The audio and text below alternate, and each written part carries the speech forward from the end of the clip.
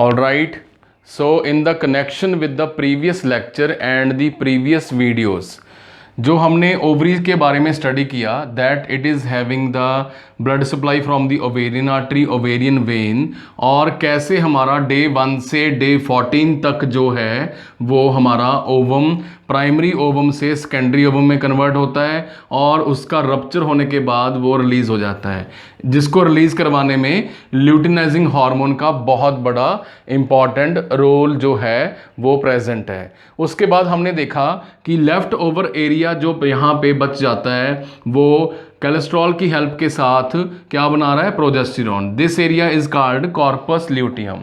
अगर हम इसको आपकी बुक के ऊपर बने हुए फीमेल रिप्रोडक्टिव साइकिल के चार्ट के थ्रू समझें, इमीडिएट कंपैरिजन करें, आप ये डायग्राम, ये वाली डायग्राम और ये ओवेरियन डायग्राम जो है दोनों ड्रॉ कर सकते हैं in the female reproductive system in your final BSc and GNM exam. तो हम देख रहे हैं कि कैसे ये चार्ट जो है वो हमें कंपैरिजन करने में, इमीडिएट कंपैरिजन करने में हेल्प कर रहे हैं। इसके साथ हम उसको भी कोरिलेट करेंगे ओवरीज को।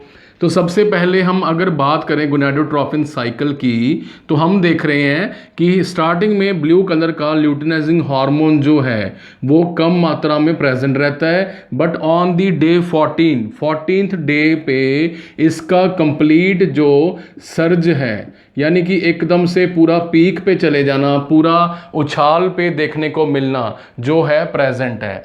फॉर एग्जाम्पल अगर हम बात करें नॉर्मल ल्यूटिनाइजिंग हार्मोन वैल्यू की, तो मैनो जो हमारा पीरियड्स के टाइम इसकी वैल्यू है दैट इज़ 14.2 से लेकर 52.3 यस 52.3 मिली इंटरनेशनल यूनिट पर लीटर जो है ये प्रेजेंट रहता है। उसी तरह ये पीरियड्स के टाइम प्रेजेंट रहता है। और उसी तरह अगर हम मेनोपॉज की बात करें, तो ये प्रेजेंट रहता है 5 to 25 मिली इंटरनेशनल यूनिट पर लीटर। तो आप यहाँ से सीधा सीधा देख सकते हैं कि कितना वैल्यू का डिफरेंस है, 25 से 52, यानी अप्रॉक्सीमेट डबल। तो जो है यहाँ पे ल्यूटिनाइजिंग हार्मोन एकदम से सर्ज है 14th डे, और 14th डे पे अगर LH ल्यूटिनाइजिंग हार्मोन का सर्ज प्रेजेंट है तो यहाँ पे ओवुलेशन जो है वो भी हो रही है, ओवम भी रिलीज जो है वो हो रहा है। उसी तरह स्टार्टिंग में FSH ने आते आते कंटिन्यूस सप्लाई आते आते from the anterior pituitary gland यहाँ पे हमारा जो है प्रेजेंट है एंड हाइपोथैलेमस के साथ जुड़ा हुआ अंटीरियर पिट्यूटरी ग्लैंड, वहाँ से ग्रीन कलर वाला FSH लगातार हमारे प्राइमरी एंड सेकेंडरी ओवम को जो है स्टिमुलेट कर रहा है फॉर दी जो है रप्चर। और जैसे ही 14th डे कंप्लीट हो जाता है, ओवुलेशन हो जाती है, ओवम बाहर आ जाता है, रप्चर हो जाता है। उसी तरह follicle stimulating hormone blue colour वाला एंड ग्रीन कलर वाला हमारा ल्यूटिनाइजिंग जो है follicle stimulating hormone and luteinizing hormone का लेवल एक बार फिर जो है वो ब्लड में कम होना शुरू हो जाता है। यहाँ पे अगर हम फॉलिकल स्टिमुलेटिंग हार्मोन के ब्लड लेवल की बात करें, फॉलिकल स्टिमुलेटिंग हार्मोन के ब्लड लेवल की अगर बात करें, तो ये हमारा जो हार्मोन है प्यूबर्टी से पहले, यानी कि when the female is not having any periods, तो प्यूबर्टी से पहले हमने पहले भी डिस्कस किया था, इसकी वैल्यू थी 0.0 से लेके 0.40 that is milli international unit पर ml में जो है यहाँ पे प्रेजेंट है। और जैसे ही पीरियड्स आते हैं, जैसे ही मेंस्ट्रुएशन होती है, ड्यूरिंग दी मेंस्ट्रुएशन हमारा जो FSH का ब्लड लेवल है it rises to the FSH का जो ब्लड लेवल है इट राइजेस टू दी 4.7 से लेके 21.5। तो आप सीधा सीधा देख सकते हैं कि कितना जो है फ़र्क यहाँ पे देखने को मिलता है। ठीक है, 0 से लेके 0.40, बट यहाँ पे FSH में कितना जो है सीधा सीधा dramatic surge, dramatic shoot up जो है वो देखने को मिल रहा है। दैट हमारा FSH जो है follicle stimulating hormone during the menstruation कितना राइज कर रहा है और उसके बाद कम हो रहा है। सिमिलरली जब हम बात करें हमारे सेक्स हार्मोन्स की, सेक्स हार्मोन साइकिल की, तो हम साथ में ये भी देख रहे हैं कि हमारा जो ईस्ट्रोजन है ब्लू कलर वाला ईस्ट्रोजन, एंड हमारा जो है ग्रीन कलर वाला प्रोजेस्टेरोन, प्रोजेस्टेरोन जो है, अब आप पहले सबसे पहले प्रोजेस्टेरोन को देखें।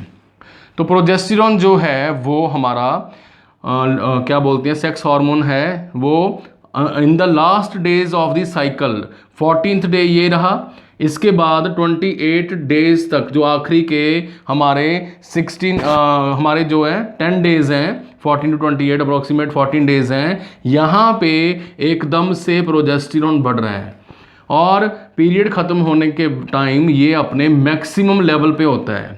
यही हमने यहाँ पे डिस्कस किया था कि स्पर्म अगर नहीं मिले तो हमारा जो है कॉर्पस ल्यूटियम क्या रिलीज कर रहा है, प्रोजेस्टेरोन, क्योंकि स्पर्म नहीं मिले तो प्रोजेस्टेरोन पूरा शिखर पे जा रहा है, पूरा पीक पे जा रहा है।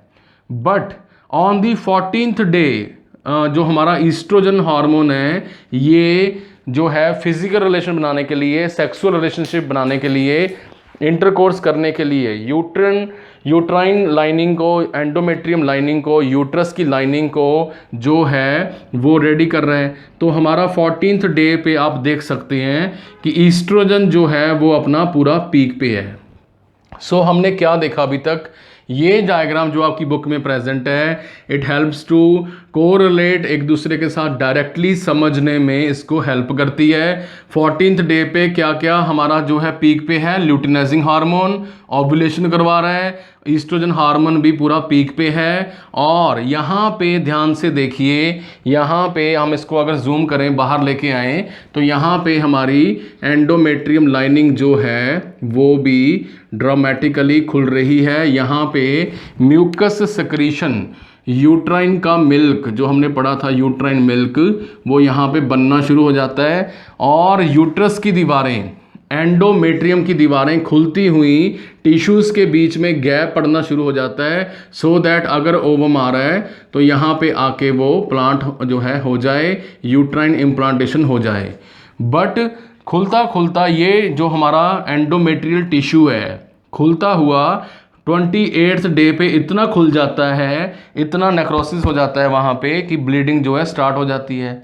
सो फर्स्ट डे भी ब्लीडिंग के साथ हमारा स्टार्ट हो रहा है, फर्स्ट डे भी ब्लीडिंग के साथ स्टार्ट हो रहा है और आखिरी दिन भी ब्लीडिंग पे स्टार्ट हो रहा है। यानी जब आप आखिरी दिन को देखेंगे तो प्रोजेस्टेरोन शिखर पे है। ठीक है जी, कॉर्पस एल्बिकैन, कॉर्पस एल्बिकैन जो है वो प्रेजेंट है वाइट कलर का, और FSH LH लो पे हैं। और अगर आप स्टार्टिंग के डेज को देखें, ब्लीडिंग जो है अपनी ख़त्म हुई है, स्टार्ट हुई है तो फर्स्ट डे, ठीक है, और उसके टाइम आप देखें अगर प्रोजेस्टेरोन सबसे कम है, ईस्ट्रोजन भी सबसे कम है, और अभी हमारा प्राइमरी ऊज साइड डिवाइड होगा और हमारा जो FSH LH है ये धीरे धीरे सर्ज जो है, इंक्रीज जो है वो हो रहा है। सो इसी चार्ट को, इसी डायग्राम को आप ओवरीज के साथ भी कोरिलेट कर सकते हैं। अगर हम एकदम से यहाँ से वहाँ पे जंप करें, फॉर एग्जांपल अगर आपको कोई ये पूछ ले कि ओव्यूलेशन के टाइम यहाँ पे क्या हो रहा है, तो ओव्यूलेशन के टाइम सीधा सीधा LH सर्ज पे है और ईस्ट्रोजन भी सर्ज पे है, और यूट्राइन की दीवारें, एंडोमेट्रियम लेयर भी कंप्लीटली खुल चुका है। So this was all about the physiology of the we can say ovaries, कैसे हमारी ओवरीज जो हैं फंक्शनल हैं, कैसे वो मेंस्ट्रुएशन करते हुए मेंस्ट्रुअल साइकिल लेके आती हैं और ओवम को रिलीज करवाती हैं। अगर स्पर्म्स मिल जाएं तो प्रेगनेंसी कंटिन्यू करती है, कंसेप्शन होती है, फर्टिलाइजेशन होती है। अगर स्पर्म्स ना मिलें तो कॉर्पस ल्यूटियम जो है हमारा पीछे बचा हुआ ये वाला जो हिस्सा है, टेम्परेरी ग्लैंड बनता हुआ जो है वो रिलीज़ कर रहा है प्रोजेस्टेरॉन, जो कि एक बार फिर luteinizing hormone and FSH hormone के लेवल को कम करता है और यूट्राइन दीवारों को यानी कि एंडोमेट्रियम लेयर को स्लफ ऑफ करने में हेल्प जो है वो करता है। आई होप कि इस दो वीडियोस हमने बनाई menstrual cycle and the physiology of the ovaries के थ्रू आपको काफ़ी कंसेप्ट जो हैं वो क्लियर हुए होंगे। In the next video we will discuss about the accessory organs of the female reproductive system. If you have any doubt, any query regarding the menstrual cycle and the luteinizing hormone, follicle stimulating hormone, progesterone, estrogen, जाते जाते मैं ये भी बताना पसंद करूंगा कि इसके रिगार्डिंग हमने एंडोक्राइन सिस्टम में पहले से ही काफ़ी डिटेल में डिस्कशन जो है वो वीडियो लेक्चर में थ्रू कर रखी है regarding the oestrogen and progesterone. ये कैसे बनते हैं, कितने अमीनो एसिड्स इनमें प्रेजेंट हैं, हमने डिस्कशन कर रखी है प्रोजेस्टेरॉन के रिगार्डिंग, कोलेस्ट्रॉल के हार्मोन्स के regarding. So also try to watch those videos regarding the endocrine system. So keep watching, keep subscribing and keep sharing. Thank you.